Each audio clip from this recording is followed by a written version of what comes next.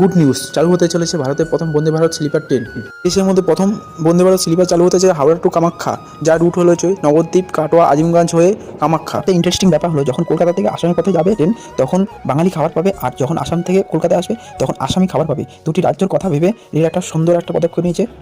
তো জানুয়ারি 15 থেকে 20 তারিখের মধ্যে চালু হতে চলেছে এই বন্দে ভারত স্লিপার কোচ, যার কোচ সংখ্যা থাকবে 16টি, আর ফার্স্ট এসি 1টি, সেকেন্ড এসি 4টি, আর থার্ড এসি 11টি। যার শুভ উদ্বোধন হবে ভারতের প্রধানমন্ত্রী নরেন্দ্র মোদীর হাত ধরে।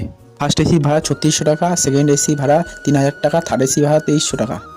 হাওড়া থেকে ছাড়ার টাইম সন্ধ্যে 6টায়, আর কামাখ্যা পৌঁছাবে সকাল 8:30টায়। আর কামাখ্যা থেকে ছাড়ার টাইম সন্ধ্যে 7টায়, আর হাওড়া পৌঁছাবে পরের দিন 9:30টায়। ট্রেনটি পুরো আধুনিক প্রযুক্তিতে তৈরি। যাত্রা পথে টোটাল 8টি টপিস নেবে। এর মধ্যে Bandel, Katwa, Azimganj, New Farakka, Malda Town, NJP, New Cooch Behar, New Bongaigaon আর কামাখ্যা। টোটাল প্যাসেঞ্জার ক্যাপাসিটি 820 জন।